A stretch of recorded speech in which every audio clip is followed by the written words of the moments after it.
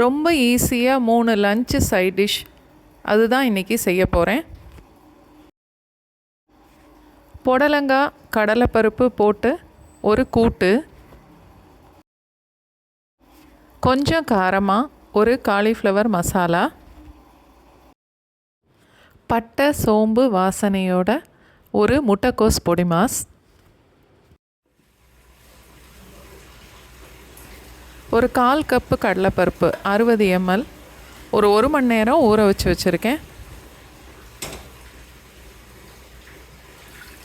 ஊற வச்ச கடலைப்பருப்பை குக்கரில் சேர்த்துட்டு ஒரு 5-6 பங்கு அளவுக்கு தண்ணி ஊற்றி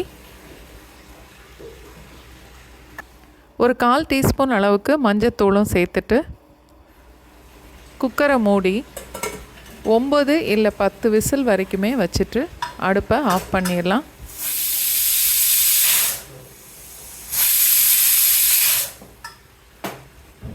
கடலைப்பருப்பு நல்லா வெந்திருக்கும், ஆனால் மற்ற பருப்பு மாதிரி இது குழையாது.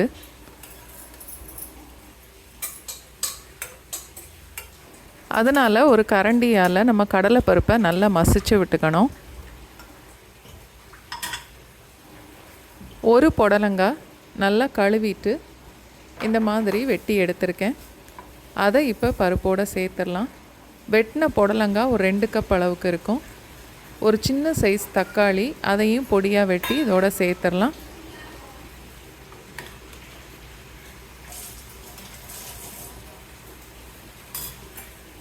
ஒரு 1/4 டீஸ்பூன் அளவுக்கு மிளகாத்தூள், கூட்டுக்கு தேவையான அளவுக்கு உப்பு,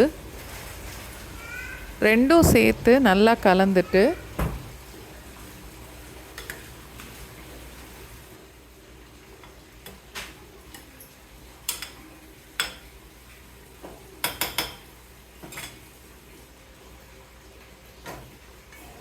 குக்கரை மூடி ஒரு விசில் வச்சுட்டு அடுப்பை ஆஃப் பண்ணிடலாம்.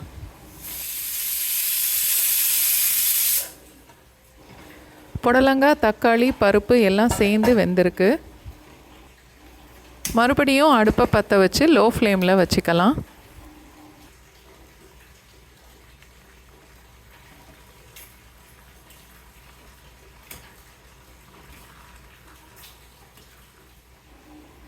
அரை கப் அளவுக்கு நல்லா துருவின தேங்காவை சேர்த்துட்டு நான் தாளிக்கிற வடகம் தாளித்து சேர்க்க போகிறேன்.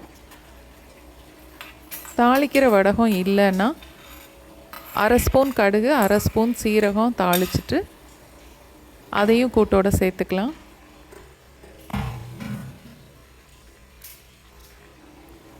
நல்லா கலந்து ஒரு 1 நிமிஷம் வரைக்கும் அதை கொதிக்க விட்டுட்டு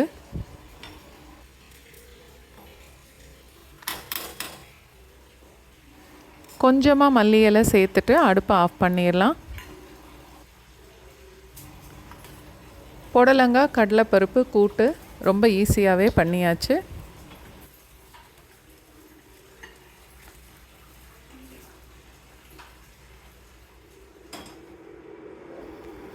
ஒரு சின்ன சைஸ் காலிஃப்ளவர் இந்த அளவுக்கு பெரிய துண்டாகவே வெட்டி எடுத்திருக்கேன். கொஞ்சமாக உப்பு சேர்த்துட்டு நல்ல கொதிக்கிற தண்ணியை அதில் ஊற்றி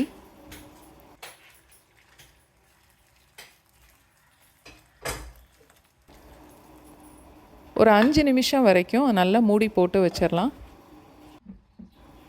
5 நிமிஷத்துக்கு அப்புறம் காலிஃப்ளவரை மட்டும் அரித்து எடுத்துக்கணும். தண்ணியை அப்படியே விட்டுறலாம். காலிஃப்ளவரில் ஏதாவது பூச்சி இருந்தால் கூட அந்த தண்ணியோடு போயிடும்.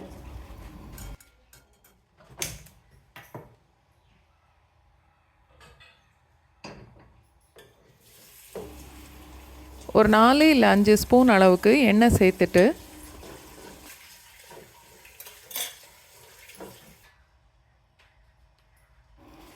ஒரு ஸ்பூன் அளவுக்கு சீரகம் போட்டு தாளிச்சிட்டு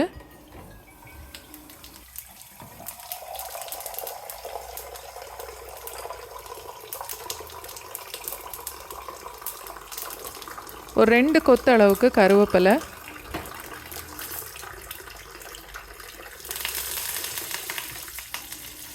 பொடிசாக வெட்டின தக்காளி 1 கப் அளவு இருக்கும், அதை சேர்த்து நல்லா வதக்க போகிறேன்.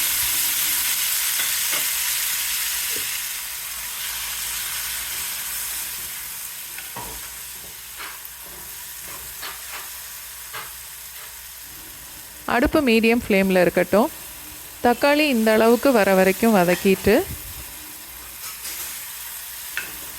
1 டீஸ்பூன்லேருந்து 1.5 டீஸ்பூன் வரைக்கும் மிளகாத்தூள் சேர்க்கலாம். ஒரு 1/4 டீஸ்பூன் அளவுக்கு மஞ்சத்தூள். காலிஃப்ளவரில் கொஞ்சம் உப்பு சேர்த்ததுனால இப்போ கொஞ்சமாக சேர்த்துருக்கேன்.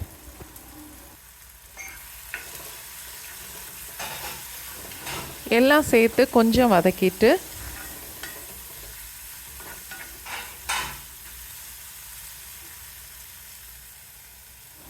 இப்போ காலிஃப்ளவரையும் இதோட சேர்த்துடலாம். 5 நிமிஷம் கொதிக்கிற தண்ணி ஊற்றி காலிஃப்ளவரை மூடி வச்சதுலையே காலிஃப்ளவர் கொஞ்சம் வெந்திருக்கும். தண்ணி எதுவும் சேர்க்க வேண்டாம். இப்போ மூடி வச்சிடலாம்.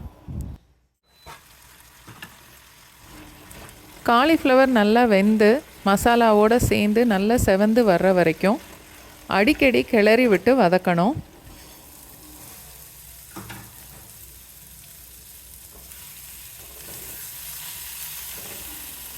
இந்த அளவுக்கு நல்லா செவந்து வந்ததுக்கப்புறம் அடுப்பை ஆஃப் பண்ணிடலாம்.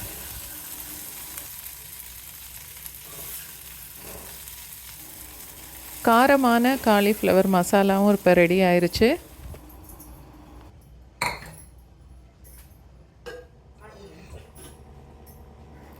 அடுத்து முட்டைக்கோஸ் பொரிக்கிறதுக்கு ஒரு 3-4 டீஸ்பூன் அளவுக்கு எண்ணெய் ஊற்றிட்டு ஒரே ஒரு துண்டு பட்டை போட்டு தாளிக்கணும். ஒரு 2 கொத்து அளவுக்கு கருவேப்பிலை, பொடிசாக வெட்டின முட்டைக்கோஸ் ஒரு 3 கப் அளவுக்கு,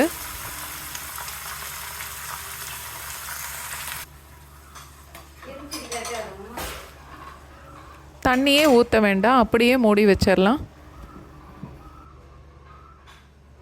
1/4 கப் அளவுக்கு தேங்காய், 1/2 ஸ்பூன் சோம்பு, 2 இல்லை 3 பூண்டு இந்த மாதிரி 1-2 அரைச்சி எடுத்துக்கணும்.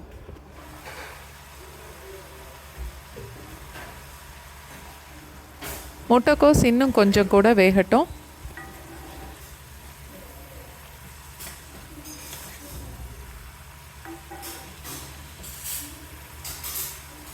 முட்டைக்கோஸ் வெந்து அதில் உள்ள தண்ணியும் நல்லா வற்றினதுக்கு அப்புறமா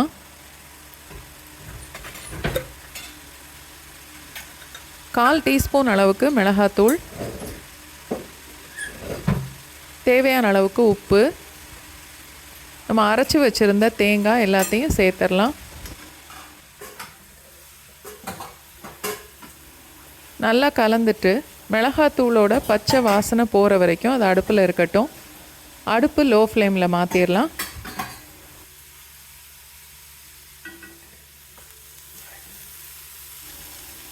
ரெண்டு 3 தடவை கிளறி விட்டு ஒரு நிமிஷம் வரைக்கும் அடுப்பில் வச்சுருந்தா போதும்.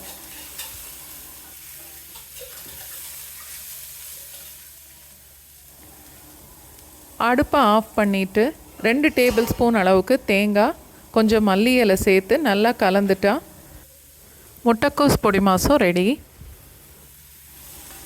ஒரே மாதிரியே கூட்டு பொரியல் செய்து சாப்பிடாம ஒரு மாறுதலுக்கு இது மாதிரியும் செய்து பாருங்கள். எப்படி இருந்ததுன்னு எனக்கு கமெண்ட் பண்ணுங்கள்.